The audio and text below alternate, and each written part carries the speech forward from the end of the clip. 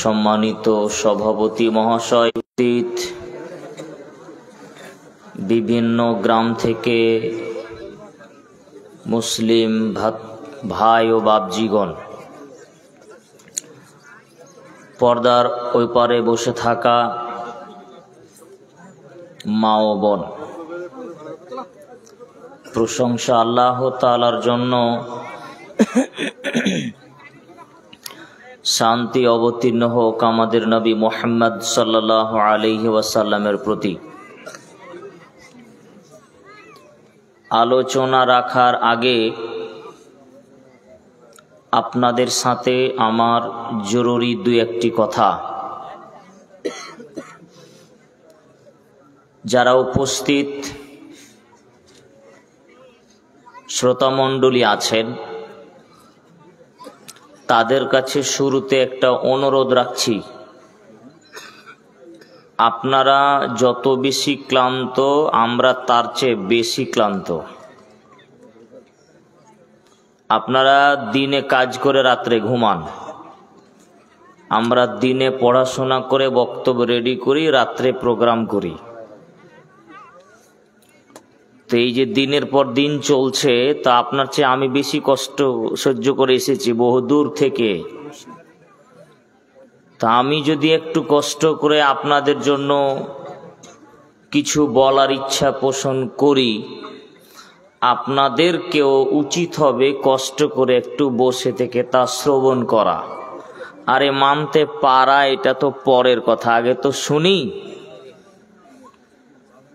এই জন্য বলবো, বক্তব্য চলাকালীন উঠাউঠি করবেন না, একান্তই প্রয়োজন ছাড়া। এটা অনুরোধ রাখবেন আশা করছি। যদি কেউ অযথা এমনি উঠে চলে যান, তাহলে আমি বুঝবো যে আপনি আমাকে অপমান করলেন, আমার সম্মান রক্ষা করলেন না। দুই, মা এবং বোন যারা আছেন, আপনাদেরকে আমরা বলবো, নিজেদের মাঝে কথা বলবেন না। আমার কথাগুলোকে একাগ্রতার সাথে নারী পুরুষ সকলেই মনোযোগ সহকারে শুনবেন। আমি আশা রাখবো যে আমার এই কথাগুলো যদি আপনারা মনোযোগ সহকারে শোনেন, অবশ্যই কিছু না কিছু উপকার আসবে ইনশাআল্লাহ। মাইকের সাউন্ড সুন্দর আছে, হ্যাঁ, চেঞ্জ করবেন না। এখন যা সাউন্ডটা আছে এটাই রাখেন, কোনো পরিবর্তন করবেন না। বাড়াতে হবে না, কমাতে হবে না, পারফেক্ট। তৃতীয় কথা, আমরা সাধারণত আমার বন্ধু, আমার প্রিয় দিনী ভাই মুসলিউদ্দিন নাজমি ভাই আলোচনা করছিলেন। তিনি যে বিষয়ে আলোচনা করেছেন, তার আলোচনা অনেকটাই শুনেছি আমি। তো তার আলোচনার পরে মনে হয় না যে আর কোনো আলোচনা প্রয়োজন আছে।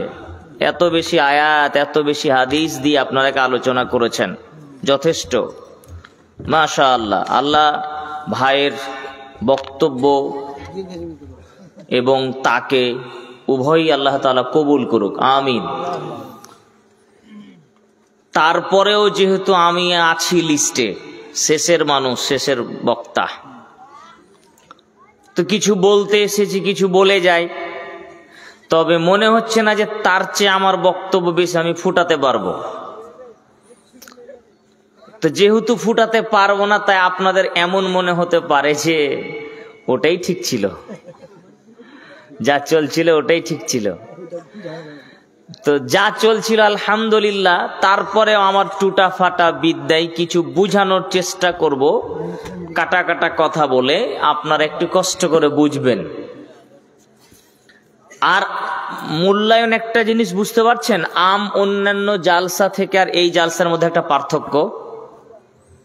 পার্থক্যটা হচ্ছে যে অন্যান্য বিশেষ করে যেগুলো আদায়ী করার জালসা হয়, মসজিদের উন্নতি কল্পে, মাদ্রাসার উন্নতি কল্পে, যেগুলো তো টাকা দান আদায় করা হয় স্টেজের উপরে, তো এতক্ষণ পর্যন্ত আদায় চলে, রাত 11টা পর্যন্ত। এইবার আপনারা বসে থাকেন কখন ওই বক্তাকে দিবে, তার জন্য সময় 12টা 1টা পর্যন্ত অল্প কয়েকজন লোক থাকে, বাকি সব চলে যায়। আজকে এমনটা হয়নি, আজকে একদম শুধু কোরআন হাদিসের আলোচনা হচ্ছে। আবার ওই ওই ওই জালসাগুলোতে সাধারণত বক্তা যারা আসে তারা হয় কোনো গায়ক, কেউ আবার নায়ক, কেউ আবার কমেডিয়ান, মানে কমেডি করতে ভালোবাসে নানা রকমের, কেউ আবার শুধু মহিলাদের খালি গালি দিয়ে যায় আর বদনাম করে যায়, এমনও আছে কিন্তু। তো নানা রকম, আজকে এমন কিছু হয়নি। আমরা যাই যেসব এলাকায় থাকি আমাদেরকে বলে কোরআন হাদিসে শুধু মহিলাদের বদনামের কথাই আছে নাকি, না আর কিছু আছে, পুরুষদের পর্দার কথা নেই? আছে তো, কই মৌলভী সাহেবরা বলেন না কেন? তো আজকে যে বিষয়গুলো আলোচনা হয়েছে আলহামদুলিল্লাহ উভয়ের জন্যই খুবই উপকারী। আমাকে যে বিষয়টি দেওয়া হয়েছে সেটি হচ্ছে রমজান মাসের করণীয় আর বর্জনীয় কি।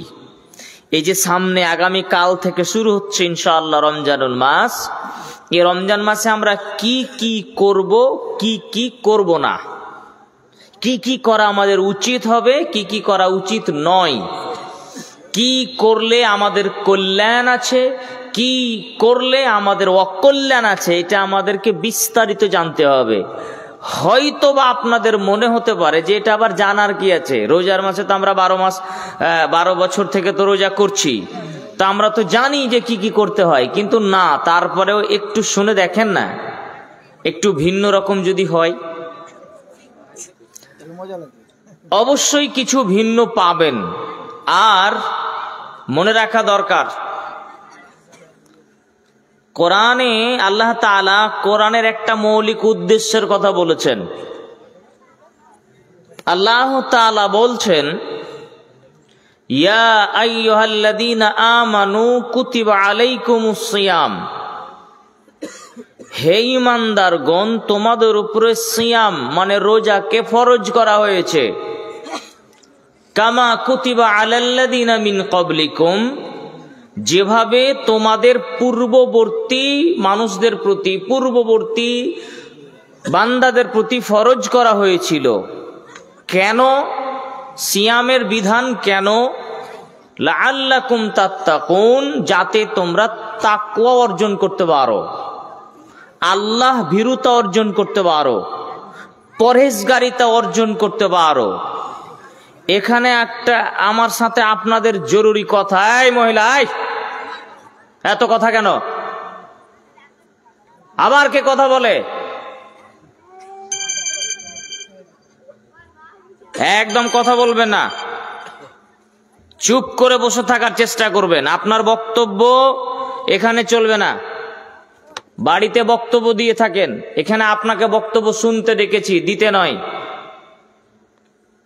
আপনার কথা স্টেজ পর্যন্ত আসছে কেন? মহিলা মানুষ, শরম লাগে না আপনার?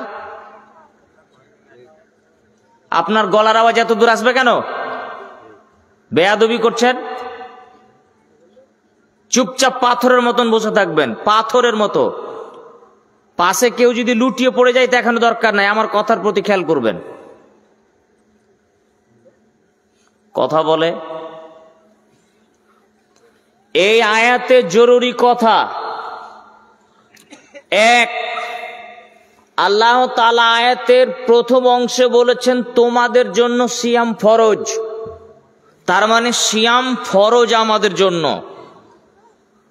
দুই, শুধু আমাদের ওপরে সিয়ামের বিধান নয়, আমাদের আগে যেসব উম্মতেরা ছিলেন তাদের প্রতিও আল্লাহ সিয়াম দিয়েছিলেন। তিন, কেন সিয়াম দিলেন? কারণ হলো যাতে সিয়াম পালনের মাধ্যমে আল্লাহর তাকওয়া, পরহেজগারিতা অবলম্বন করতে পারি। মুরব্বী, প্রিয় মা বোন, আপনি দীর্ঘ 30, 40, 50 বছর থেকে রোজা রাখছেন, সিয়াম পালন করেছেন।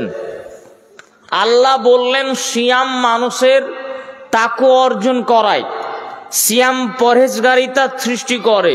এই জন্যই তো দিলাম। আপনার বয়স 40, 50, 60, তাহলে এতদিন যে প্রতি বছর 1 মাস করে সিয়াম পেয়েছেন, রোজা রেখেছেন, তাহলে এই যে 1 মাস করে রোজা রাখলেন, আগামীকাল থেকেও রাখবেন, আপনার কি তাকওয়া, পরহেজগারিতা, আল্লাহ ভীরুতা অর্জন হয়েছে 12 বছর রোজা রেখে? 20 বছর রোজা রেখে আপনি কি পরহেজগার হতে পেরেছেন? 30-40 বছর রোজা রেখে আপনি কি আল্লাহ ভীরু হতে পেরেছেন?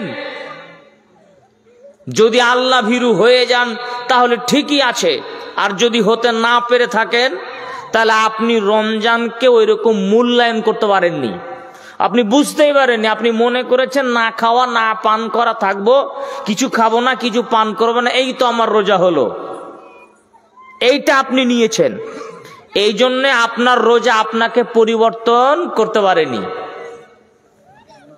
রোজা তো মানুষকে পরিবর্তন করতে আসে, আপনার রোজা আপনাকে পরিবর্তন করতে পারেনি কেন? আপনার সিয়াম আপনাকে পরিবর্তন করতে পারলো না কেন? আপনার বয়সে 30, 40, 50, দীর্ঘ 30 বছর রোজা রেখেছেন, দীর্ঘ 10, 20, 50 বছর রোজা রেখেছেন। বয়স যখন 8, 9, 10 ছিল তখন থেকে রোজা শুরু করেছিলেন আপনি।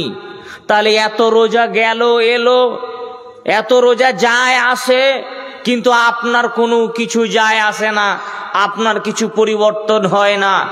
যেভাবে রমজানকে মূল্যায়ন করা উচিত ছিল, যেভাবে রমজানকে মেনে চলা উচিত ছিল, যেভাবে রমজান মাসকে গ্রহণ করা দরকার ছিল, আমি আর আপনি ওইভাবে রমজান পালন করিনি। এই জন্য আপনারা আমার চরিত্র পরিবর্তন হয়নি। তাহলে কি করতে হবে ওইটাই আজকে বলি, কি কি করতে হবে আর কি কি করতে হবে না, কিভাবে কি করবেন যাতে আপনার রমজান মাসটা ভালোভাবে পালন করা যায়। আগে আপনাকে বলে নি একটা কথা, এখানে আল্লাহ তাআলা বলেন শাহরু রমজানাল্লাযী উনজিলা ফীহিল কুরআন হুদাল লিন-নাস ওয়া বায়্যিনাতিন মিনাল হুদা ওয়াল ফুরকান। পৃথিবীর মানুষ শোনো, এই রমজান মাসে কোরআন অবতীর্ণ করা হয়েছে, এই রমজান মাসে কোরআন অবতীর্ণ করা হয়েছে। কোন কোরআন? ওই কোরআন যে কোরআন মানুষের জন্য হেদায়েত, হুদাল লিন-নাস, মানুষের জন্য হেদায়েত, ওয়া বায়্যিনাতিন মিনাল হুদা ওয়াল ফুরকান। এই কোরআন হলো ন্যায় আর অন্যায়ের পার্থক্যের মানদণ্ড, কোনটা সত্য কোনটা মিথ্যা, কোনটা হক কোনটা না হক, এটার পার্থক্যকারী গ্রন্থের নাম কি বললাম? কোরআন। এই মাসে অবতীর্ণ হয়েছে কোরআন। একটু আমি যেটা বলতে চাচ্ছি, যে মাসে কোরআন অবতীর্ণ হয়, যে মাসে কোরআন অবতীর্ণ হয়েছে, ওই মাসের সম্মান, ওই মাসের মর্যাদা, ওই মাসের গুরুত্ব, ওই মাসের মহত্ব আর অন্যান্য মাসের মতো হবে কি? মোটেও নয়। তাই তো আবু হুরায়রা রাদিয়াল্লাহু তাআলা আনহু বলেন, রাসূল সাল্লাল্লাহু আলাইহি ওয়াসাল্লাম বলেছেন, ইদা দাখালা রমজান, যখন রমজান মাস শুরু হয়, ফুতিহাত আবওয়াবুস সামা, ফুতিহাত আবওয়াবুল জান্নাহ, আল্লাহ জান্নাতের সব দরজা খুলে দেন। ওয়া গুল্লিকাত আবওয়াবুন নার, ওয়া ফি রিওয়ায়াতিন ওয়া গুল্লিকাত আবওয়াবু জাহান্নাম, জাহান্নামের সব দরজা বন্ধ করে দেন। ওয়া সিলসিলাতিশ শায়াতিন, শয়তানকে বন্দী করে দেন। কোন কোন বর্ণনায় আছে ফুতিহাত আবওয়াবুস সামা, আকাশের সব দরজা আল্লাহ খুলে দেন। আর একটি বর্ণনায় আছে ফুতিহাত আবওয়াবুর রাহমা, আল্লাহ তার দয়া, তার রহমতের দরজা খুলে দেন। রমজান মাস শুরু হলে জান্নাতের সব দরজা খুলে দেওয়া হয়। রমজান মাস শুরু হলে আকাশের সব দরজা খুলে দেওয়া হয়। রমজান মাস শুরু হলে আল্লাহর দয়ার দরজাগুলি খুলে দেওয়া হয়। জাহান্নাম বন্দী করা হয়, জাহান্নামের দরজা বন্ধ করা হয়, ইবলিস শয়তানকে বন্দী করে দেওয়া হয়। এই যে কাজগুলো করা হলো রমজান মাসে করা হলো, কেন করা হলো? রমজানকে মূল্যায়ন করার জন্য। রমজান মাসের মান ও মর্যাদা, রমজান মাসের শান ও মানকে দেখানোর জন্য আল্লাহ আপনার সামনে তুলে ধরে বলছেন, দেখো রমজান এসেছে, আমি এই করে দিলাম, রমজানকে মূল্যায়ন করছি, তুমিও রমজানকে ওইভাবে মূল্যায়ন করো। এ হলো দ্বিতীয় কথা আপনাদের সাথে। নাম্বার 3, রমজান আপনিও পালন করেন, আমিও পালন করি, কিন্তু এই রমজানে এমন কিছু করার চেষ্টা করি না, এমন কিছু অবলম্বন করি না যাতে রমজানকে ভালো করে মূল্যায়ন করা হয়। রমজান এই শব্দটার মানে হলো পুড়িয়ে দেওয়া, ছাই করা। রমজান আরবি নবম মাস, 9 নম্বর মাস। রমজান মানে হলো পুড়িয়ে দেওয়া, ছাই করে দেওয়া, ভৎস করে দেওয়া। রমজানে কি পুড়িয়ে দেয়? রমজানে কি পুড়িয়ে ছাই করে দেয়? এটা যে বুঝতে পারিনি। যে শোনেন, আমার একটু আলোচনা শোনেন। আপনি 11 মাস, বাকি 11 মাস জীবনকে চলে চলে জেনে না জেনে বহু পাপ করে ফেলেছেন, পাপ হয়ে গিয়েছে। পাপ জমা হতে হতে হতে অনেক পাপ করে ফেলেছেন, অনেক পাপের বোঝা, পাপের পাহাড় জমা হয়েছে। আল্লাহ তাআলা অনুগ্রহ করে একটা মাস দিলেন, জ্বালিয়ে পুড়িয়ে ছাই করার মাস দিলাম। তোমরা যে পাপ জমা করে রেখেছো, রমজান মাসের এমন কিছু কাজ আছে, এমন কিছু আমল আছে, এমন কিছু কাজ আছে, এমন কিছু আমল আছে, তোমরা যদি তা করো, তোমরা যদি তা পালন করো, ওই যে বাকি দিনে যে সব পাপ জমা রেখেছো সব পাপ পুড়িয়ে ছাই করে দিতে পারে। এই জন্য এই মাসের নাম দিয়েছি রমজান। এই জন্য আল্লাহর রাসূল সাল্লাল্লাহু আলাইহি ওয়াসাল্লাম বললেন, মান সামা ঈমানান ওয়া ইহতিসাবান গুফিরা লাহু মা তাকাদ্দামা মিন যামবি। শোনো আমার উম্মত, শোনো, কেউ যদি নেকির আশায়, ঈমানের সাথে নেকির আশায়, কেউ যদি ঈমান নিয়ে নেকির আশায় সিয়াম রাখে, তাহলে পারে তার বিগত জীবনের যত পাপ ছিল আল্লাহ সব তার ক্ষমা করে দিবেন। সুবহানাল্লাহ।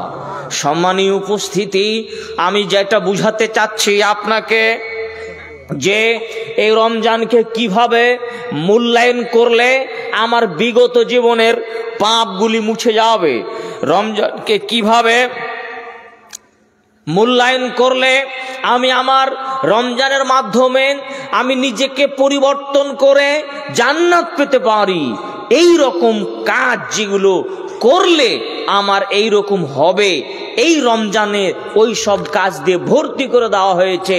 সেই কাজগুলো হচ্ছে আমাদের আলোচ্য বিষয়ের রমজান মাসের করণীয়। কি কি করব রমজান মাসে?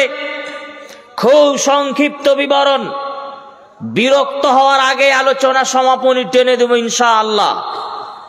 যে সব কাজ করবেন রমজান মাস শুরু হলে, তার মধ্যে সর্বপ্রথম কাজ, 1 নম্বর কাজ হচ্ছে সিয়ামের হেফাজত করা।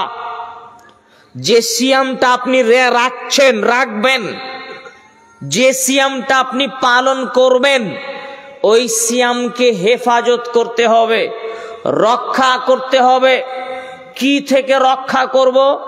শুনুন, উজু করার পরে এমন কিছু কারণ থাকে যেসব কারণে উজু ভেঙে যায়, ভাঙে না? ভাঙে না। উজু করার পরে যদি বায়ু বাতাস বের হয় তো উজু থাকবে না, তো ভেঙে যাবে। উজু যেমন ভেঙে যায় অনুরূপ আপনি না খেয়ে থাকছেন, সারাদিন না পান করে আছেন, রোজা করেছেন, তারপরেও জেনে রাখা ভালো হবে এমন কিছু কথা, এমন কিছু কাজ, এমন কিছু অপরাধ আপনি যদি করে ফেলেন যেগুলো করলে আপনার রোজা কেটে যাবে, সিয়াম কেটে যাবে, অযথা শুধু না খাওয়ার না পান করে থাকা হবে। উজু করলে যেমন ভেঙে যায়, রোজা রাখার পরেও রোজা ভেঙে যেতে পারে না? পারে না? পারে। তাহলে এই যে যেই সব জিনিসে রোজা ভেঙে যায় ওই সব জিনিস থেকে রোজাকে হেফাজত করতে হবে। বুঝতে পারলেন কথা? সিয়ামকে হেফাজত করতে হবে। কি থেকে হেফাজত করব না? তো যেই যেই জিনিসে রোজাকে ভেঙে দেয়, রোজা ছুটে যায়, ওই সব জিনিস থেকে রোজাকে হেফাজত করতে হবে। তার মধ্যে বিশেষভাবে উল্লেখযোগ্য হলো বেফাস কথাবার্তা না বলা, অশ্লীল অশালীন কথাবার্তা থেকে বিরত থাকা। আবু হুরায়রা রাদিয়াল্লাহু তাআলা আনহু বলেন, রাসূল সাল্লাল্লাহু আলাইহি ওয়াসাল্লাম বলেছেন, মাল্লাম ইয়াদা কাওলা যুর ওয়াল আমালু বিহি ফালাইসা লিল্লাহি ফি আন ইয়াদা তাআমাহু ওয়া শারাবাহু। শোনো পৃথিবীর মানুষ, মাল্লাম ইয়াদা কাওলা যুর ওয়াল আমাল, যে লোক সিয়াম রাখার পরে মিথ্যা কথা বলা ছাড়তে পারে না এবং এর প্রতি আমল করা ছাড়তে পারে না। রোজা রেখেছে কিন্তু মিথ্যা কথা বলে, রোজা রেখেছে কিন্তু তারপরেও গর্হিত কাজ করে, অন্যায় কাজ করে, তাহলে পারে ফালাইসা লিল্লাহি হাজা ফি আন ইয়াদা তাআমাহু ওয়া শারাবাহু। এই লোকের না খেয়ে থাকা, এই লোকের না পান করা থাকা আল্লাহর কোনো দরকার নেই। সহিহুল বুখারী হাদিস নাম্বার 1903, আল্লাহ রাসূল সাল্লাল্লাহু আলাইহি সাল্লাম কি বললেন? কেউ যদি রোজা রাখে আর তারপরেও মিথ্যা কথা বলে, কেউ যদি রোজা রাখে তারপরেও অশালীন কাজ করে, অশ্লীল অন্যায় কাজ করে, গৃহীত কাজ করে, ঘৃণিত কাজ করে, তাহলে পারে ওই লোকের না খাওয়া, ওই লোকের না পান করা আল্লাহর কোনো দরকার কি আছে না নেই? বললাম, বুঝতে পারেননি কথা? নেই বললাম। তার মানে এই লোকের রোজা কবুল হবে? তা আপনি কি বলছেন রোজা মুখে মানুষ মিথ্যা কথা বলে না? অবশ্যই বলে। আমাদের ওই এলাকায় মালদা মুর্শিদাবাদে রমজান মাস এলে সবজির দাম বেড়ে যায়। রমজান মাস আসলেই সবজির দাম আকাশ ছোঁয়া হয়ে গেল। আপনাদের এলাকায় কি খবর? হয় এরকম? তবে ওইদিকে আকাশ ছোঁয়া দাম উঠে যায়, অযথা দাম উঠে যায়। এখন সবজি বিক্রেতা বলছে যে আমি সত্যি বলছি, কসম করে বলছি, যে বেগুন কিনেছিল 20 টাকা কিলো, কসম করে বলছে 40 টাকা করে কিনে নিয়ে এসেছি, অথচ লোকটা রোজা করেছে। এই যে মিথ্যা কথা বলে ব্যবসা করলো, আরো এখন তো মিথ্যার ফ্যাক্টরি মানুষের পকেটে ঢুকা আছে। আচ্ছা আপনাদের গ্রামে তো বলছে আমি এখানে নেই, হেমতাবাদ মোড়ে আছি, তাই নয়? তাহলে এখন এই যে মিথ্যা কথা বলা চালু, তাহলে যারা সিয়াম রাখলো, রোজা রাখলো, মিথ্যা কথা বললো, মিথ্যা কথা পরিত্যাগ করলো না, এদের সিয়াম হলো না, এদের সিয়াম হলো না।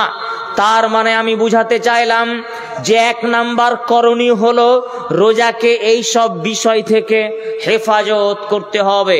অন্য আর একটি হাদিসে আবু হুরায়রা রাদিয়াল্লাহু তাআলা আনহু বলেন, রাসূল সাল্লাল্লাহু আলাইহি ওয়াসাল্লাম বলেছেন, লাইসা সিয়ামু লাইসা সিয়ামু মিনাল আকলি ওয়াশ শুরব।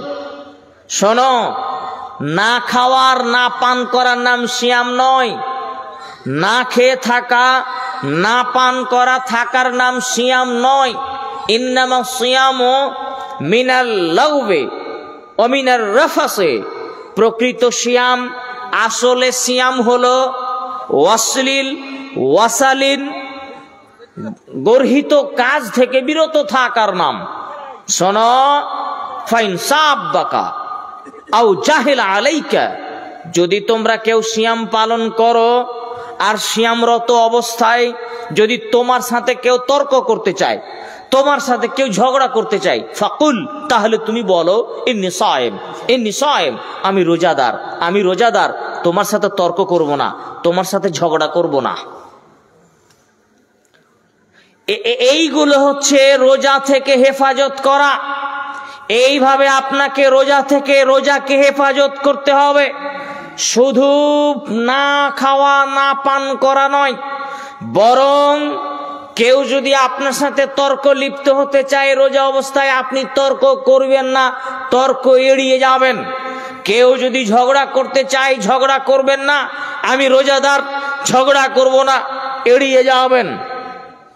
এইগুলো থেকে আপনার রোজাকে হেফাজত করতে হবে, রক্ষা করতে হবে। নাম্বার 2, রমজান মাস বিশেষ গুরুত্বপূর্ণ মাস। এই জন্য অন্যান্য মাসে যেসব সালাত আদায় করেন তা তো করবেনই, রমজান মাসে বেশি বেশি নফল সালাত আদায় করা ভালো, করণীয়। নাম্বার 2, বেশি বেশি নফল সালাত আদায় করা। বেশি বেশি নফল সালাত আদায় করা মানে সাহরি খেতে উঠলেন, সাহরি খেয়ে ফজরের সালাত আদায় করলেন, তারপরে সালাতুল চাস্ত, সূর্য উঠার পরে আপনি 2 রাকাত 4 রাকাত সালাত আদায় করবেন। এ হচ্ছে অতিরিক্ত নফল সালাত আদায় করা। এছাড়াও উজু করলেই 2 রাকাত নফল সালাত আদায় করা যায়, মসজিদে প্রবেশ করলেই 2 রাকাত সালাত আদায় করা যায়, রাতে যে কোনো সময় উঠে 2 রাকাত 4 রাকাত সালাত আদায় করতে পারেন। বেশি বেশি নফল সালাত আদায় করা, বেশি বেশি নফল সালাত আদায় করা রমজান মাসে উচিত।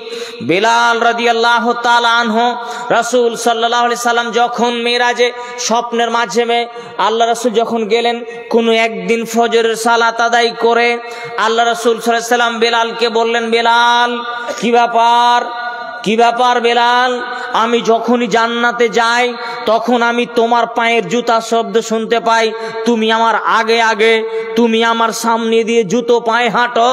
বেলাল কি ব্যাপার, যখনই আমি জান্নাতে যাই তখনই তোমার জুতার পায়ের শব্দ আমি শুনতে পাই, তুমি আমার আগে আগে জুতো পায়ে দিয়ে হাঁটো। মুহাম্মদ সাল্লাল্লাহু আলাইহি সাল্লাম পৃথিবীর সবচেয়ে শ্রেষ্ঠ মহামানব, এই মহামানবের আগে আগে হাঁটছে বেলাল রাদিয়াল্লাহু আনহু পায়ে জুতা পরে জান্নাতের ভিতরে। কি ব্যাপার বেলাল, যখনই জান্নাতে যাই তোমার জুতার পায়ের শব্দ আমি কানে শুনতে পাই কেন? তুমি এমন কি কাজ করো ইসলাম কবুলের পরে, এমন কি কাজ করেছো যে তোমার কাজের বদলতে এত বড় ফজিলত তোমাকে দেওয়া হয়েছে? বেলাল রাদিয়াল্লাহু তাআলা আনহু বলছেন, হে আল্লাহর রাসূল, আমি তো ইসলাম গ্রহণ করে এমন কোন কাজ করেছি মনে পড়ছে না, তবে সাল্লাইতু রাকা কুল্লামা দাখালতুল মসজিদা সাল্লাইতু রাকাতাইনি ওয়া তাওয়াজ্জাইতু ওয়া কুল্লামা তাওয়াজ্জাইতু সাল্লাইতু রাকাতাইনি, আমি যখনই মসজিদে প্রবেশ করি তখনই 2 রাকাত সালাত আদায় করি, যখনই আমি উজু করি তখনই 2 রাকাত সালাত আদায় করি। এই আমলটা করি আল্লাহর নবী। যখনই মসজিদে যাই তখনই 2 রাকাত সালাত আদায় করি, যখনই উজু করি তখনই 2 রাকাত সালাত আদায় করি। এই একটা আমল আমি করি। আল্লাহ রাসূল বলছেন, বেহিমা, বুঝেছি, হ্যাঁ এটাই হচ্ছে তোমার আমল, এটাই তো হচ্ছে সেই আমল যে আমল করার কারণে আমার আগে আগে তুমি জান্নাতে হাঁটো। আল্লাহু আকবার। তাহলে এই যে উজু করলেই 2 রাকাত সালাত, মসজিদে প্রবেশ করলেই 2 রাকাত সালাত, নফল সালাতের এমন গুরুত্ব। সম্মানীয় উপস্থিতি, একদা রাসূল সাল্লাল্লাহু আলাইহি ওয়াসাল্লাম একজন সাহাবীকে বললেন, এই শোনো, আমার জন্য একটু পানি এনে দাও। তাই উজু করবেন তিনি। ব্যক্তিটি কোন একটা পাত্রে আল্লাহর নবীকে উজুর পানি এনে দিলেন। আল্লাহ রাসূল উজু করে তার প্রতি খুশি হয়ে বললেন, সালমা সেইতা, কিছু চাও আমার কাছে তুমি। আল্লাহর নবী বলছেন তাকে, কিছু আমার কাছে চাও। খুশি হয়ে বলেছেন। তখন লোকটা সুযোগ পেয়ে গেছে, সুযোগে বলছে যে আমি আপনার সাথে জান্নাতে থাকতে চাই। কঠিন মানে চাওয়া। আল্লাহর নবী এইভাবে আসলে বলেননি। আল্লাহ নবী বলেছেন দুনিয়াবি ক্ষেত্রে কিছু চাও, উপহার তোমাকে দিব। তো লোকটা বলছেন যে আমি আপনার সাথে জান্নাতে থাকতে চাই। আল্লাহ নবী বলছেন আওয়া গয়রা দালিক, এটা বাদ দিয়ে অন্য কিছু চাও। এটা না, এটা না। লোকটা বলছে আমি ওটাই চাই, আমি অন্য কিছু চাই না, এটাই চাই, আপনার সাথেই জান্নাতে থাকতে চাই। রাসূল সাল্লাল্লাহু আলাইহি ওয়াসাল্লাম তাকে বললেন, শোনো, আইন্নি বিকাসরাতিস সুজুদ, তুমি যদি আমার সাথে জান্নাতে থাকতে চাও তাহলে তুমি বেশি বেশি নফল সালাতের মাধ্যমে সাজদা করে জান্নাতে যাওয়ার থাকার একটা সুযোগ করে দাও। তার মানে বেশি বেশি নফল সালাত আদায় করলে রাসূল সাল্লাল্লাহু আলাইহি ওয়াসাল্লামের সাথে জান্নাতে থাকতে পাওয়া যায়। তাই তো আমি আপনাকে বোঝানোর চেষ্টা করলাম যে রমজান মাসে 2 নাম্বার করণীয় হবে বেশি বেশি নফল সালাত আদায় করা। অবশ্য নফল সালাত আদায় করা বাড়িতে বেশি ভালো।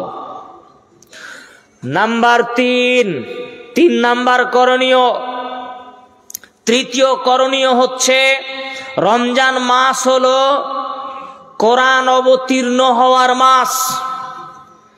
এই মাসে কোরআন অবতীর্ণ হয়েছে বিধায় এটা আপনাদের জন্য জরুরি হবে এই মাসে বেশি বেশি কোরআন তেলাওয়াত করা। অন্যান্য মাসে যে হারে কোরআন তেলাওয়াত করেছেন তার তুলনায় বেশি বেশি কোরআন তেলাওয়াত করতে হবে। রাসূল সাল্লাল্লাহু আলাইহি সাল্লাম একদা এক বৈঠকে বললেন, কোরআনের তেলাওয়াত করলে প্রত্যেকটির অক্ষর বা প্রত্যেকটি বর্ণের নেকি রয়েছে, ওয়াল হাসানাতু বিআশরি আমসালিহা, আর প্রত্যেকটির নেকি 3-10 গুণ পর্যন্ত বৃদ্ধি করা হবে। লা কুলু, আমি এটা তোমাদের বলছি না আলিফ লাম মিম হারফুন, আলিফ লাম মিম এই 3টি অক্ষর মিলে একটি অক্ষর, এটা আমি বলছি না, বরং আমি তোমাদের বলছি আলিফুন হারফুন ওয়া লামুন হারফুন ওয়া মিমুন হারফুন।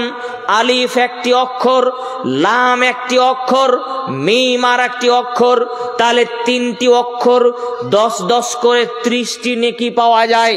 কোরআন পড়ার সময় যখন কেউ কোরআন তেলাওয়াত করে কোরআনের প্রত্যেকটি অক্ষরের বিনিময়ে 10টি করে নেকি লিপিবদ্ধ করা হয়। রমজান মাস কোরআন তেলাওয়াতের মাস, রমজান মাস কোরআন নাজিলের মাস, তাই বেশি বেশি কোরআন তেলাওয়াত করার চেষ্টা করবেন। খুবই বড় আমল এটা। আর একটা আমল যা এটার সাথে সম্পৃক্ত, আর নতুন একটা আমল।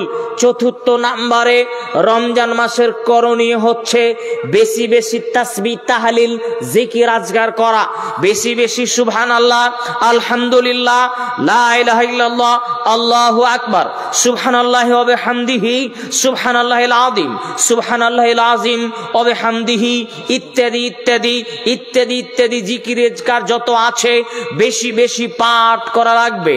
এই মর্মে আবু হুরায়রা রাদিয়াল্লাহু তাআলা আনহু বলেন, আবু মালিক আশআরী রাদিয়াল্লাহু তাআলা আনহু বলেন, রাসূল সাল্লাল্লাহু আলাইহি ওয়াসাল্লাম বলেছেন, আত-তুহুরু শাতরুল ঈমান, মনে রাখো পবিত্রতা হলো ঈমানের অর্ধেক। পবিত্রতা পরিচ্ছন্নতা হলো ঈমানের অঙ্গ, ঈমানের অর্ধেক অঙ্গ। তারপরে তিনি বলছেন, ওয়া সুবহানাল্লাহি তামলাউল মিজান, কেউ যদি একবার সুবহানাল্লাহ বলে, কেউ যদি একবার সুবহানাল্লাহ বলে তাহলে নেকির দাড়ি পাল্লাকে আল্লাহ পরিপূর্ণ করে দিবেন। সুবহানাল্লাহ। একবার কেউ যদি সুবহানাল্লাহ বলে তাহলে নেকির দাড়ি পাল্লায় নেকি পরিপূর্ণ হয়ে যায়। অতঃপর তিনি বলেন, ওয়া সুবহানাল্লাহি ওয়াল হামদুলিল্লাহ, কেউ যদি সুবহানাল্লাহ আলহামদুলিল্লাহ এই দুটাকে একসাথে মিলিয়ে বলে, তামলাউ মা বাইনাস সামাওয়াতি ওয়াল আরজ, এই যে আকাশ আর জমিন, এই আকাশ আর জমিনের মাঝখানে যে ফাঁকা জায়গা দেখতে পাই, এই ফাঁকা জায়গাকে আল্লাহ তাআলা নেকি দিয়ে পরিপূর্ণ করে দিবেন।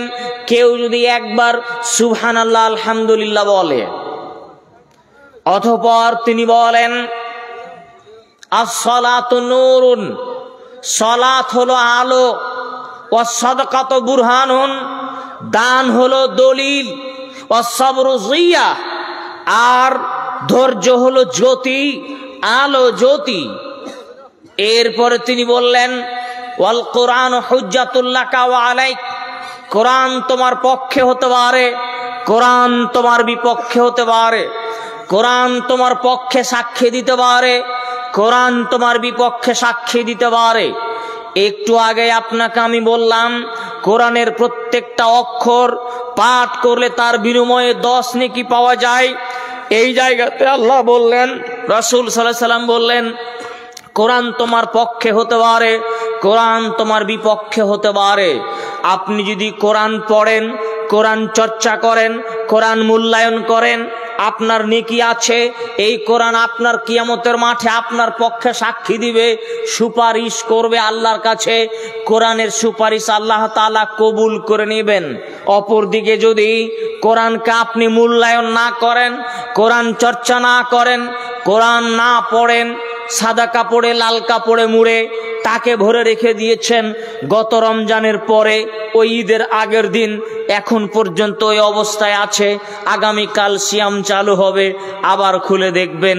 বছরে এইরকম ভাবে একবার দুইবার দেখেন, বাকি কোরআনকে মূল্যায়ন করেন না, অবমাননার সাথে রেখে দিয়েছেন।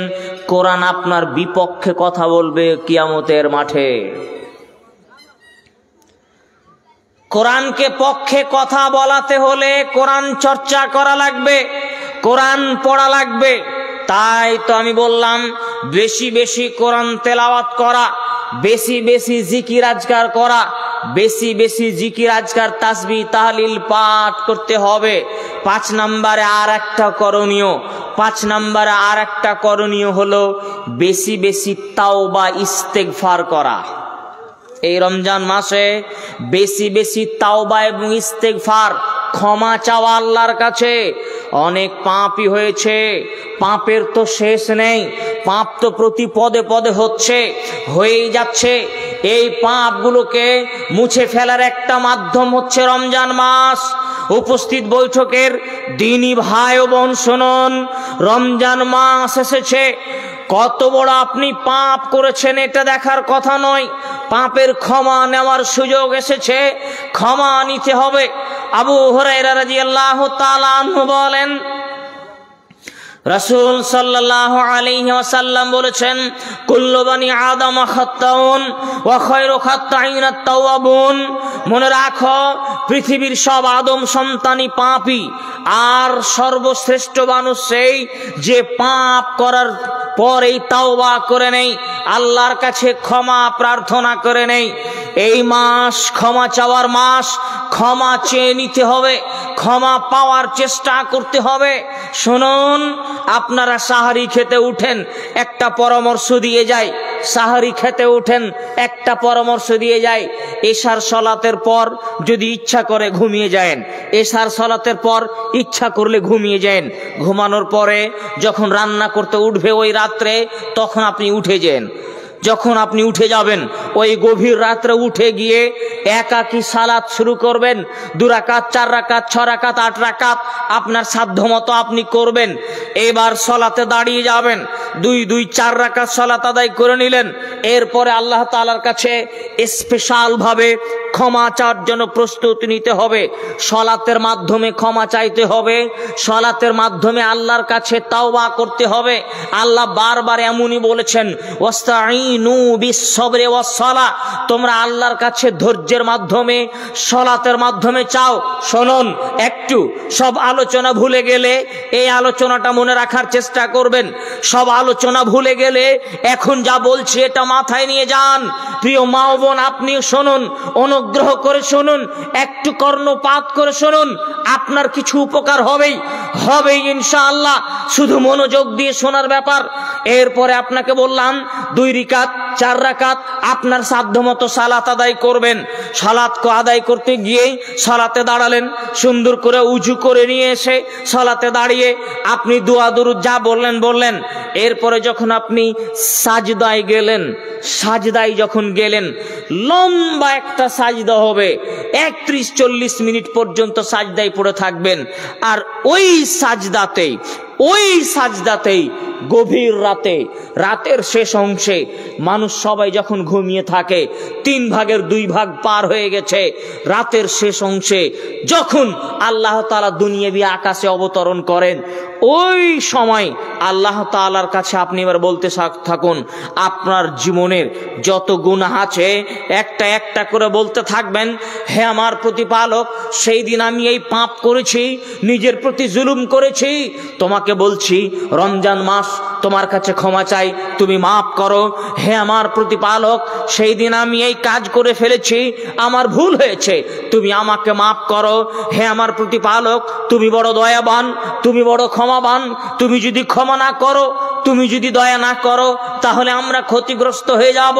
হে রব্বুল আলামিন, বিচারের মাঠে যেই দিন সূর্যকে নামিয়ে নিয়ে আসবা, যেই দিন পুলসিরাত পার করা হবে, তোমার আযাব ক্ষমতার সহ্য করার মতো ক্ষমতা আমাদের নেই। তোমাকে বলি, হে আমার প্রতিপালক, তোমার কঠিন আযাব থেকে রক্ষা করে নিও। প্রতিপালক, কবরের শাস্তি থেকে পানাহ চাই, কবরের শাস্তি থেকে মুক্তি দিও। এইগুলো ক্ষমা চাওয়ার জন্য একটার পর একটা বলতেই থাকুন। সাজদায় পড়ে পড়ে বলবেন, নামাজের ভিতরে বলবেন, সালাম ফিরার আগে বলবেন, নামাজের ভিতরে বলবেন।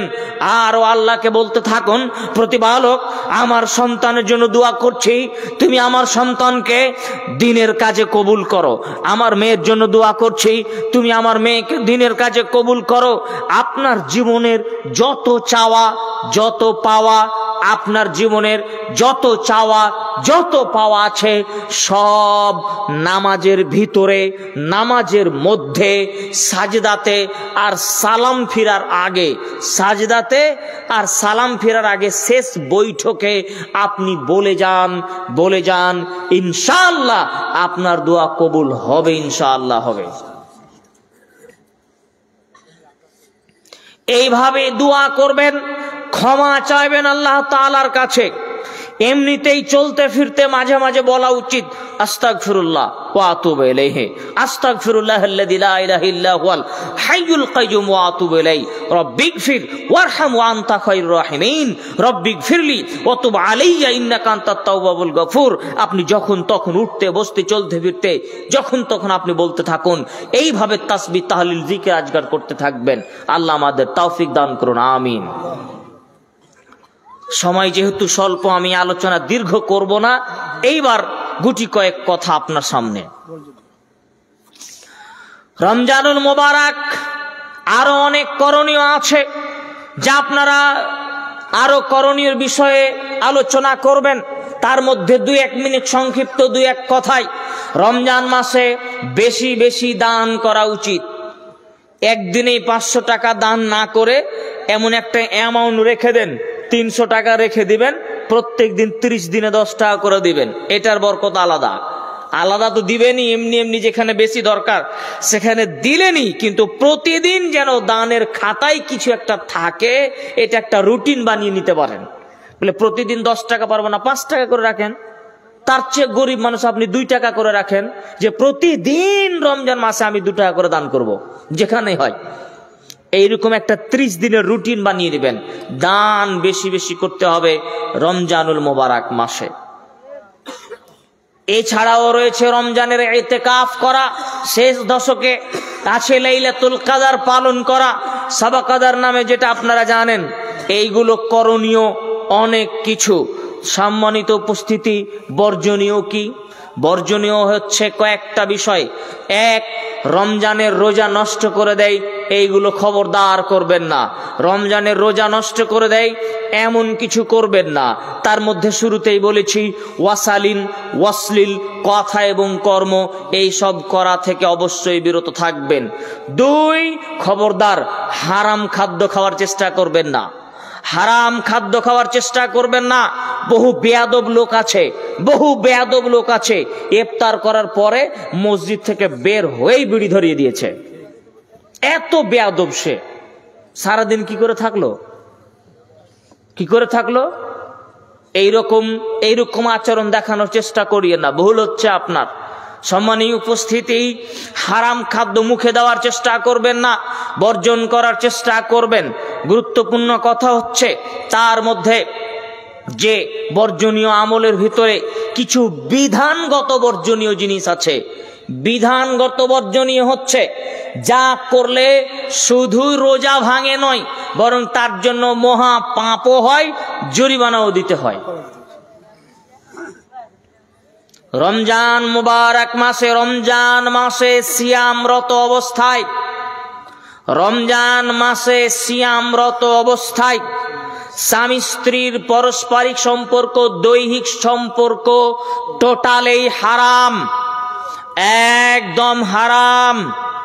সিয়ামরত অবস্থায় যদি উভয়ের সম্মতিতে হয়, স্বামীও সম্মতি, স্ত্রীরও রাজি, দুজনের সম্মতিতে যদি সিয়ামরত অবস্থায় কেউ দৈহিক মিলন করে, দুজনেরই রোজা যাবে, দুজনেরই পাপ হবে। আর যদি তারা কাফফারা দেয়, কাফফারা দিতে হবে। কাফফারা কি? কাফফারা হলো তাকে 60 জন মিসকিনকে খাদ্য দিতে হবে। এটা না পারলে টানা একই রকম 2 মাস রোজা রাখতে হবে। আর একটা অপশন আছে, এটা এখন আর নেই, গোলাম আজাদ করা। ওইটা এখন আর আমাদের নেই, কেন এখন দাস আর কেউ নেই। তাহলে এখন এই দুটা হয়, একই রকম 60 দিন রোজা রাখো, আর না হয় 60 জন মিসকিনকে খাওয়াও। গায়ের লোককে তাহলে জানতে পারবে হ্যাঁ তুমি এরকম বেয়াদবি করেছো, খাও। আমাদের সমাজের অধিকাংশ তরুণ আর যুবকেরা, এরা ধর্মের হালাল হারাম, ন্যায় অন্যায় কিচ্ছু বুঝে না। এত জাহেল, অজ্ঞ, মূর্খ, বর্বর শ্রেণীর মানুষ, এরা কিছুই বুঝলো না। আরে রোজা তো বুঝে না। এরা মহিলাদের যে 2-4-5 দিন একটা অসুস্থতা আসে, পিরিয়ড আসে আমার মায়ের বোনের, এই পরিস্থিতিটা পর্যন্ত বুঝে না। এত বড় কুলাঙ্গার, এত বড় নাদান, বেয়াদব, অসভ্য, পশুর চেয়ে নিকৃষ্ট। খবরদার ফাজলামি করবেন না, বেয়াদব। তোমার যখন মেয়ে হবে তখন তুমি এটা আঁচ করতে পারবে না, তোমার জন্য এটা হারাম করা হয়েছে। ওই অবস্থায় স্ত্রীর নিকটে যাবে না, পিরিয়ড অবস্থায় স্ত্রীর নিকটে যাবে না, মেন্স অবস্থায় স্ত্রীর কাছে যাবে না। সিয়াম আছে স্ত্রী, ফরজ সিয়াম আছে, ওই অবস্থায় যাবে না। আমি বলিনি যে তাকে স্পর্শ করবে না। শুনুন, রাসূল সাল্লাল্লাহু আলাইহি ওয়াসাল্লামের কাছে একজন ব্যক্তি এসে বলল, আল্লাহর নবী, আমি আমার স্ত্রীর নিকটে যেতে পারি সিয়ামরত অবস্থায়? না না না, খবরদার যাবে না, খবরদার যাবে না। আর একজন ব্যক্তি এসে বললেন, আমি কি যেতে পারি? হ্যাঁ তুমি যেতে পারো। একই প্রশ্নের 2 রকম উত্তর। কেন? যেই পুরুষটা নিজেকে কন্ট্রোল করতে পারবে না, স্পর্শকে আলিঙ্গন করে, স্ত্রীকে জড়িয়ে ধরলে, আলিঙ্গন করলে, পাশে থাকলে যদি কন্ট্রোল করতে না পারে, খবরদার সে যেন তার পাশে না যায়। আর যদি কারো কন্ট্রোল করার বল থাকে, পুরুষত্ব থাকে, স্বাভাবিকভাবে থাকবে।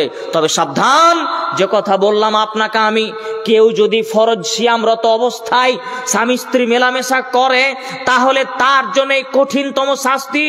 2, কেউ যদি পিরিয়ড অবস্থায় মেলামেশা করে, তার জন্যও এই শাস্তি।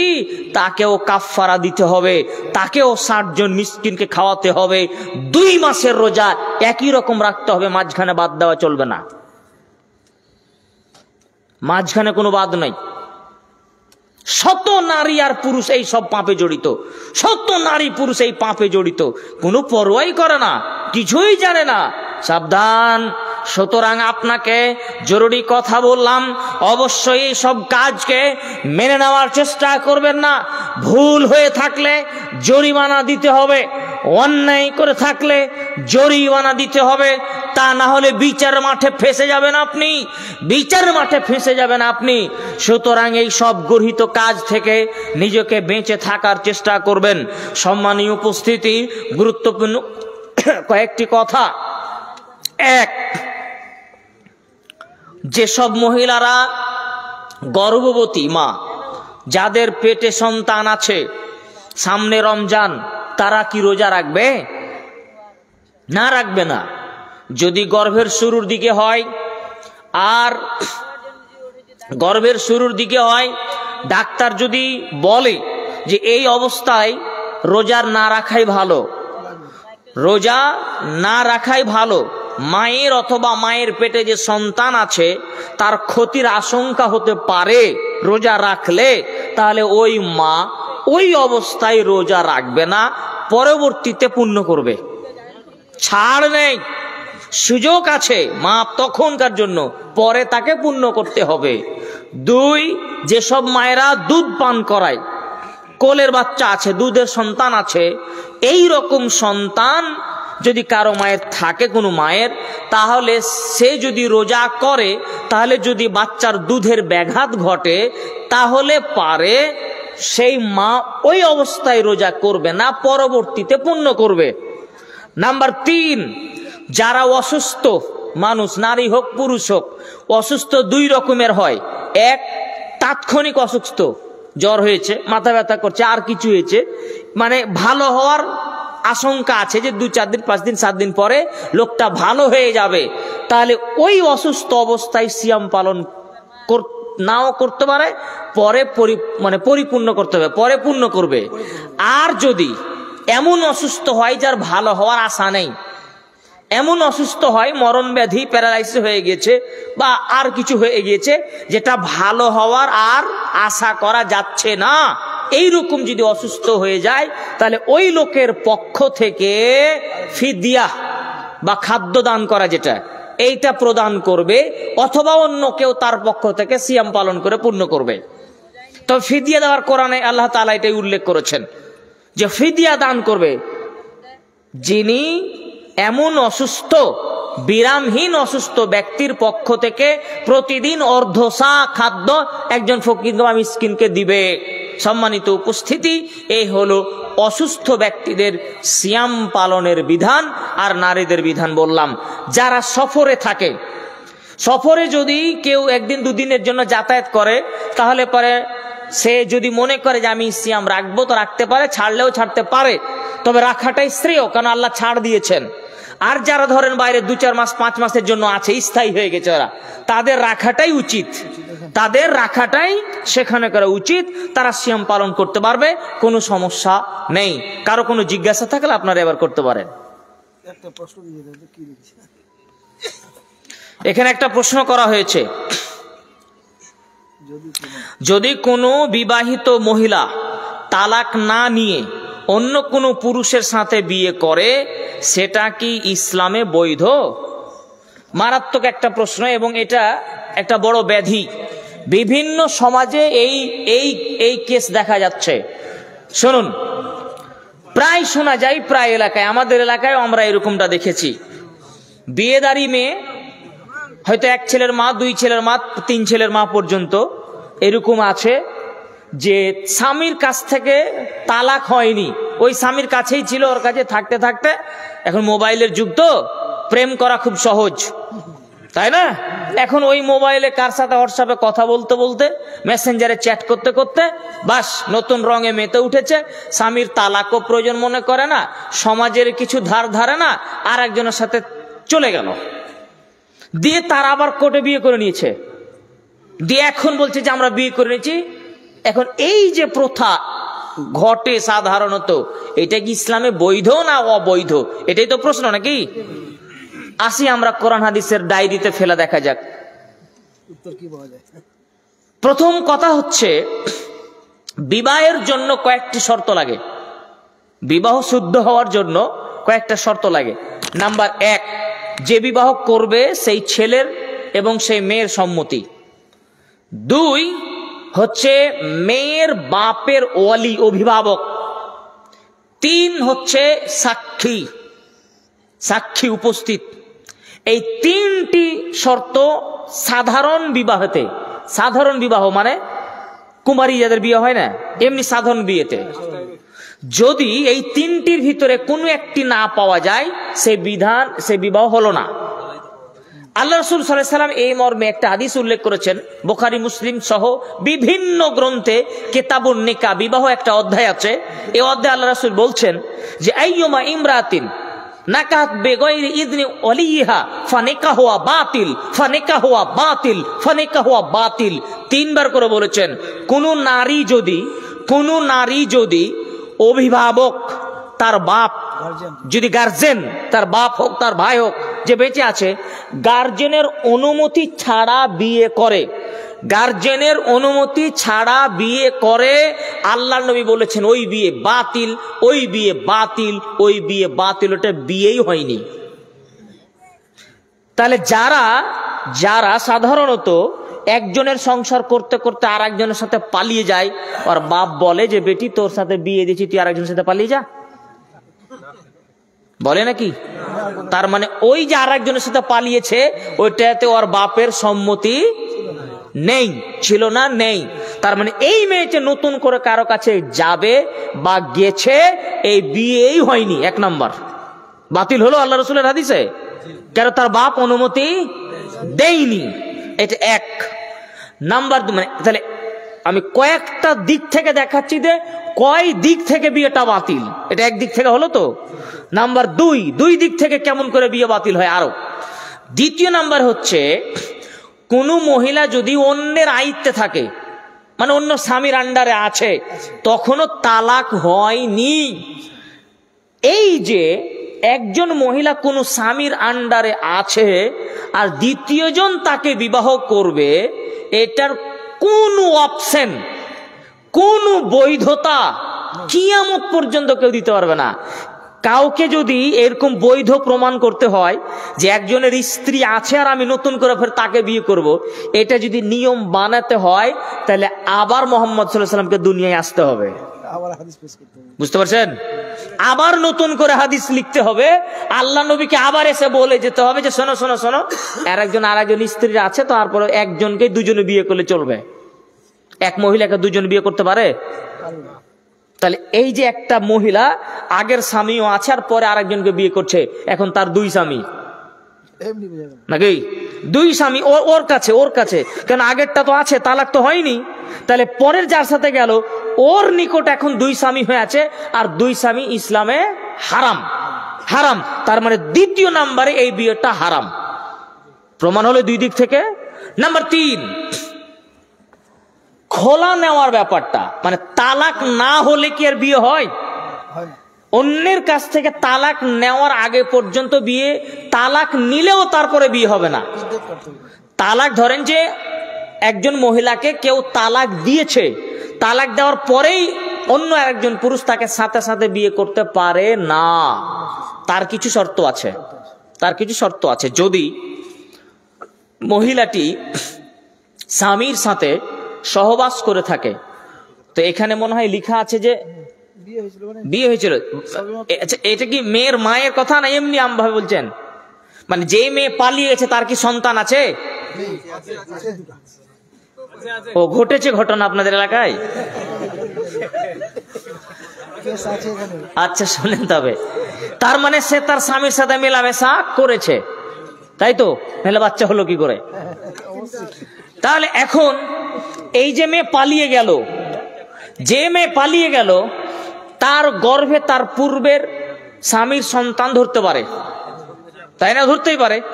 আর নতুন স্বামীর কাছে যে যাবে, এখন সেও যদি তার সাথে শারীরিক সম্পর্ক করে, যে সন্তানটা আসবে সে সন্তানকে চিহ্নিতকরণ করা, কার সন্তান, আগের স্বামী না পরের স্বামীর, তাই না? তাহলে এই প্রথাতে দেখা যাচ্ছে যে এই আগের স্বামীর তালাক যদি হয়েও থাকে তাহলে পারেও সাথে সাথে অন্য একজন পুরুষ বিয়ে করতে পাবে না। কেউ যদি গায়েব জোরে বিয়ে করে তাহলে হারাম। বুঝে আসলো? ধরেন একটা মেয়েকে কেউ ছেড়েছে, তালাক দিয়েছে, তালাক হওয়ার পরেই কেউ আরেকজন বিয়ে করতে পাবে না। তাহলে তৃতীয় নম্বরে তালাক দেওয়ার পরেই বিয়ে করেছে, না তালাক না দিয়েই তো বিয়ে করেছে, তালাক তো বহু দূরের কথা। তো তালাক না দিয়েই যদি বিয়ে হলো, তাহলে চতুর্থ নম্বরে এটা আর একটা হারাম। তাহলে কত দিক থেকে হারাম হচ্ছে বুঝতে পারছেন? তাহলে এই দিক থেকে আর একটা হলো হারাম। পঞ্চম না, তো হারামে তো একটা হারাম হলেই শরীয়তে যথেষ্ট, একটা হারাম হলেই যথেষ্ট। তো এখন কথা হচ্ছে, হাগো এই রকম পুরুষের, এই রকম মহিলার বিয়ে পড়াই যে হুজুর, যে হুজুর বিয়ে পড়ায় সে কি আসলে মানুষ না ইবলিশ শয়তানের খাস এজেন্ট? ইবলিশ শয়তানের খাস এজেন্ট হবে। আরে এমনি তো বহু দূরের কথা, ছেলের মা, আমরা আমাদের কথা বলছি। হুজুর শুনে রাখো, ও ইমাম সাহেব শুনে রাখো, তুমি হচ্ছ নবীর ওয়ারিস। মুহাম্মদ সাল্লাল্লাহু আলাইহি সাল্লামের জামানায় আদি ইবনে হাতিম রাদিয়াল্লাহু আনহু একজন খ্রিস্টান মানুষ ইসলাম কবুল করেছিলেন। আল্লাহর নবী তার সামনে সূরা তাওবা 9 নম্বর সূরার 31 নম্বর আয়াত পাঠ করেছিলেন, ইত্তাখাযু আহবারহুম ওয়া রুহবানাহুম আরবাবাম মিন দুনিল্লাহ। ওরা ইহুদি খ্রিস্টানেরা তারা তাদের পোপ পাদ্রীকে আল্লাহ বলে মেনে নিয়েছে, রব বলে মেনে নিয়েছে। তখন তিনি বললেন যে না, তার আসলে তার ইবাদত করে না, তবে ওদের পোপ পাদ্রীরা যেটা হালাল করে ওটা করা হালাল বলে মেনে নেই, ওটাকে যারা হারাম করে ওরাকেই তারা হারাম বলে মেনে নেই। খ্রিস্টানদের এদিকে, এই যে কথা নয়, আমার কথা শোনো, খ্রিস্টানদের ধর্মগুরু পোপ পাদ্রী যেটা হালাল করে খ্রিস্টানেরা ওটাকে হালাল বলে মানে, ইহুদি খ্রিস্টানদের পোপ পাদ্রী যেটাকে হারাম বলে ওটাকেই হারাম বলে মানে। আল্লাহ কি বলেছেন, তাদের নবী কি বলেছেন, এটা ওরা দেখার প্রয়োজন মনে করে না, আর এটাই হলো তাকে আল্লাহ বলে মেনে নেওয়া। এখন হুজুর আল্লাহর নবী বললেন যেই মেয়ের ওলি রাজি নেই ওই মেয়ের বিয়ে বাতিল, ওই মেয়ের বিয়ে বাতিল। আল্লাহর নবী বললেন অন্যের স্ত্রী হয়ে আছে তার বিয়ে, দ্বিতীয় বিয়ে দেওয়া হারাম। অন্যের স্ত্রী হয়ে আছে তার বিয়ে দেওয়া আর একটার সাথে হারাম। আল্লাহর নবী বললেন অন্যের কাছ থেকে তালাক নিবা, ইদ্যত পালন করবা, তারপরে দ্বিতীয় বিয়ে। এটাও দেখলা না, সব হারাম হারাম হারাম, একের পর এক হারাম থাকার পরেও এই হুজুর এই ইমাম এই খতিব ইবলিসের এজেন্ট, ও বেটা কি করে আরেকজনের সাথে বিয়ে পড়িয়ে হালাল করে দিল। তার মানে সরাসরি মাঝ মাঠে ওপেনলি সবার সামনে, জনগণের সামনে কোরআন হাদিসকে ধরে জবাই করে ফেলেছে সে। যদি এখন উমারের যুগ থাকতো না, যদি উমারের যুগ থাকতো, এই হুজুরের আর ওই মহিলার আর ওই পুরুষের এর তিনজনের গলা কাটা হতো। কেন? মহিলা বিবাহিতা আর বেঁচে থাকার কোনো পথই থাকতো না। ব্যভিচার এমন একটা জিনিস, যদি মিলামেশা করে থাকে তাহলে বেঁচে থাকার দুনিয়াতে কোনো পথই নেই, কোনো পথ নেই, খুব সাবধান। সুতরাং এইরকম যদি বিয়ে হয়ে থাকে, তালাক না নিয়ে আর একজনের সাথে বিবাহ বসা একবারে মরা পর্যন্ত। এখন যদি 5টা ছেলের মা হয়, সবগুলো জারজ সন্তান বলে গণ্য হবে, সবগুলো জারজ সন্তান হবে। শোনেন, যারা পালিয়ে বিবাহ করেছেন স্বাভাবিকভাবে, আগের স্ত্রী ছিল না, এমনি কুমারী মেয়েকে পালিয়ে বিয়ে করেছেন, শ্বশুর রাজি হয়নি, কি হবে? খবর আছে, খবর। 5 ছেলের মা হয়েছে আপনার বউ, পালিয়ে নিয়ে এসেছিলেন, আপনার শ্বশুরের হাত পা ধরে রাতের অন্ধকারে হলেও আপনার শ্বশুরকে বলতে হবে এই কথা, ঠিক আছে আমার মেয়ে পালিয়ে গেছিল, আমি মেনে নিয়েছি বিয়ে। ওকে মেনে নিয়েছে এটা সাক্ষীর সামনে বলতে হবে, নাহলে বিয়ে জায়েজ হবে না। বুঝতে পারলেন না কথা? আরে মোহর রাখেন, মোহরের কোনো কথাই নেই এখানে। মোহর দিবে ধার বাকি সে পরের কথা, মোহর দিবে না দিবে পরের কথা। মৌলভী সাহেব বিবাহ পড়লো কি করে? ও পড়াতে পারে কি করে? কে তাকে অনুমতি দিল যে তুমি বিবাহ পড়াও? অনুমতি পেল কোথা থেকে? মৌলভী সাহেবের উচিত হবে জনগণের সামনে উঠে দাঁড়িয়ে বলা, আমার ভুল হয়েছে জনগণ, শুনুন এই বিয়ে হয়নি, এই বিয়ে বাতিল, আমি বিয়ে পড়েনি। কি করে বলবে? পকেটে হয়তো দিয়েছে কিছু গরম। আমরা তাও বুঝি, আমরা ওই সমাজে বাস করি। কোন মেয়ে যদি পালিয়ে আসে তো আমরা বিয়ে পড়াতে যাই না, স্বাভাবিকভাবে। মেয়ের মানে অন্যের স্ত্রী তো বহু দূরের কথা, এমনি স্বাভাবিক পালিয়ে নিয়ে চলে এসছে কাউকে, তা আমাদেরকে বলতে আসে। আমি বললাম যে এগুলো আমার দরকার নেই, যাও তুমি পালিয়ে এসছো, তুমি বুঝোগা, পালিয়ে নিয়ে এসছো তুমি বুঝোগা কি করে তাকে হালাল করবা। আশ্চর্য ব্যাপার, এই এক শ্রেণীর হুজুরেরা এই সব পরিবেশ খারাপ করছে। ওরা যদি বিবাহটা না পড়ায় তাহলে যাক না, কোথায় যাচ্ছে? গরু ছাগলের মতো থাক না, কুকুর শিয়াল যেরকম থাকে ওরা বিয়ে করে, তো কুকুর শিয়ালের মতো থাক না, বাস করুক না। হ্যাঁ, এটা ইসলামী রাষ্ট্র নয়, তুমি শাস্তি দিতে পারবে না, তো থাক না কুকুর শিয়ালের মতো। কেন এদের সামাজিক বৈধতা দিতে হবে? কেন এদের সামাজিক ভাবে বৈধতা দিতে হবে? কেন কেন সমাজের মানুষের উচিত এগুলোকে বয়কট করা লাগবে, এদেরকে ব্যান করে দিতে হবে। না হলে কালকে আপনার মেয়ের অবস্থা খারাপ হবে, আপনার বউ মেয়ের অবস্থা খারাপ হবে, সাবধান। আর পুরুষেরাকেও বলবো, আপনি কেমন পুরুষ যে আপনার বউ ছেড়ে পালিয়ে যাচ্ছে?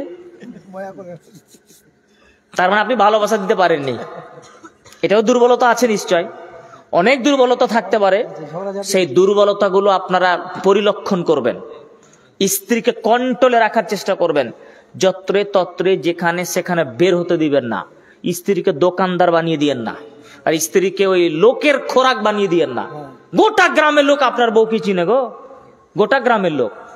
আমি বিবাহ করেছি, আমার 2 বছর হয়ে আসলো, এখন তো আমার ভাইরাই আমার বউকে চিনে না, চেহারাই দেখতে পাইনি। বলেন কি আপনি? চেহারা সামনাসামনি কথা বলা তো বহু দূরের কথা, চেহারাই দেখতে পায় না। আপনার বউ কি করে বলেন? আপনার তো ফ্যামিলির বাদই দিলাম, পুরো পঞ্চায়েত লোক চিনে এটা উমুকের বউ। আশ্চর্য কথা। টাকা দিবেন আপনি, খেতে দিবেন আপনি, পড়তে দিবেন আপনি, মেকআপ করে দিবেন আপনি, সবই আপনার, আর মজা মারবে গ্রামের লোক। আপনার ইতস্ততা বোধ নেই, হায়া নেই, শরম নেই, লজ্জা নেই যে আপনার বউকে পরপুরুষ দেখে আর মজা লাগে। এটা আপনার গায়রিয়ত নষ্ট হয়ে গেছে। আরে কত নিকৃষ্ট কিছু মানুষ, কত জঘন্য ইতর শ্রেণীর মানুষ এখন নিজের বউয়ের ফটো ফেসবুকে আপলোড করছে। এই দেখো আমার বউ, উলঙ্গ করে নিজের বউয়ের চেহারা, নিজের বোনের চেহারা, নিজের স্ত্রীর মানে নেকেড ছবিগুলোকে ভিউ নেওয়ার জন্য, কমেন্ট নেওয়ার জন্য বাজে বাজে ভাবে এই ধরনের পোস্ট করছে। এরা কি মানুষ? এদের জন্য জাহান্নাম রেডি হয়ে আছে, জাহান্নাম রেডি আছে। সাবধান। বাড়ি গিয়ে একবারে আজকে রাত্রে গিয়ে বাড়ি গিয়ে 144 ধারা জারি করবেন। হ্যাঁ, চোখ যেদিকে ঘুরবে বউ এদিকে ঘুরবে, চোখ যেদিকে ঘুরবে বউ এদিকে ঘুরবে। তো ঘুরবে না তো ছেড়ে দিতে হবে, যা তালাক, হয় আমার মতো চল, না হয় বাপের বাড়ি যা, পরিষ্কার পরিচ্ছন্ন, তোর থেকে ভালো মেয়ে নিয়ে আসতে হবে। তবে আপনাকেও পরিবর্তন হবে। মানে এটা যে মহিলাকে বললাম যে মহিলাকে কন্ট্রোল করা লাগবে, তো যেই ছেলেরা লিয়ে পালিয়ে তারা খুব সাধু নাকি? তারাও তো সাধু নাই।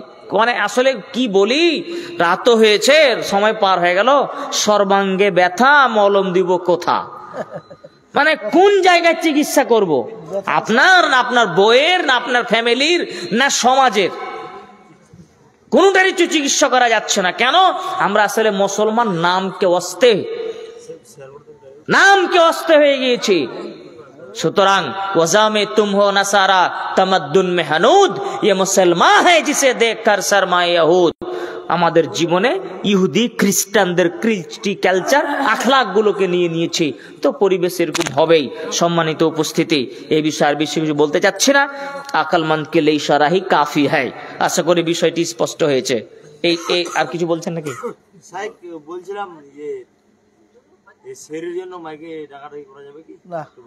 সাহারি খাওয়ার জন্য মাইকে ডাকাডাকি, সাহারির জন্য, সাহারির যেটা তাহাজ্জুদের আজান সাধারণত বলা হয়, সাহারির আজান নামেও কোনো আজান নেই। সাহারির জন্য নির্দিষ্ট কোনো কিছু নেই যে সাহারি। আমাদের সমাজে বিশেষ করে গ্রাম্য এলাকাগুলোতে রান্না করার সময় যখন উঠায় না, রান্না করতে আজানটা দেওয়া হয়, এটা মূলত তাহাজ্জুদের আজান। এই আজানটা দেওয়া বৈধ, অনেকেই বলেছেন তাহাজ্জুদের জন্য, সাহারির জন্য নয়। কিন্তু তারপরে 1 ঘন্টা পর, আধ ঘন্টা পর, 10 মিনিট পর বারবার মাইকে বলে, আর এতক্ষণ সময় আছে, যারা এখনো উঠেননি উঠে যান, সাহারি খেয়ে।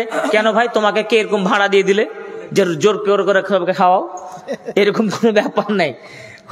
যে রোজা রাখবে সে সাহারি খাবে, এইটা ঠিক নয়। আর মাইকের, মসজিদের মাইক ওই কাজের জন্যও নয়। জি, জাযাকুমুল্লাহ খায়র।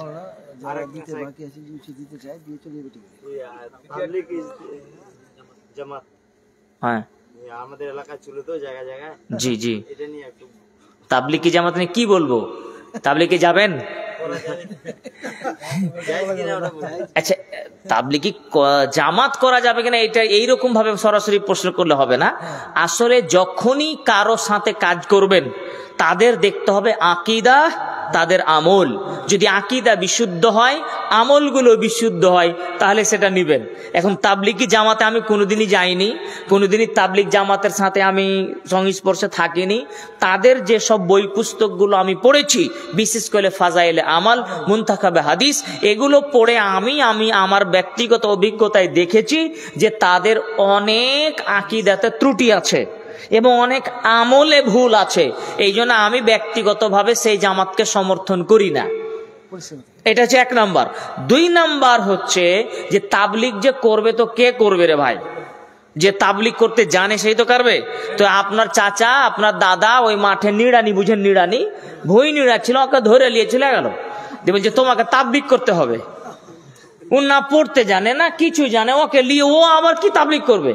না, ওকে আগে তাবলিগ করাতে হবে। এই ঘটনা এগুলো হচ্ছে তো নাকি? তো এইরকম সিস্টেমটা ঠিক না, এগুলো বর্জন করে চলবেন। এইসব মত পার্থক্য যাবেন না। সম্মানিত উপস্থিতি, যদি কারো দান দেওয়ার ইচ্ছা থাকে তাহলে পরে আপনারা দিয়ে যাবেন। এই স্টেজে আমরা অনেক রাত পার করে দিয়েছি, প্রায় 20 মিনিট বেশি নিয়েছি। আল্লাহ আমাদের রাতের সালাত যে আমরা পড়বো, আমাদের নিজের ভাষায় কি আমরা দোয়া করতে পারি কিনা, আমি কিন্তু আমার বক্তব্যে এমনটাই বলেছি, এভাবেই বলেছি। বিশেষ করে নফল সালাতে বর্তমান আরবি অধিকাংশ সালাফি বিদ্বানগণ বলছেন যে নফল সালাতে সাজদাতে বা সালাম ফেরার আগে, যেহেতু হাদিসের শেষ অংশ ইল্লা মা শাআ, যে যা পারে চাইতে পারে, সুতরাং আপনি বলতে পারবেন ইনশাআল্লাহ। হ্যাঁ, নিজের ভাষায় বলবেন, নিজের ভাষায় বলবেন। আমিন। জি, আসসালামু আলাইকুম ওয়া রাহমাতুল্লাহি ওয়া বারাকাতুহু। সুবহানাকা আল্লাহুম্মা ওয়া বিহামদিকা আশহাদু আল্লা ইলাহা ইল্লা আনতা আস্তাগফিরুকা ওয়া আতুবু ইলাইক।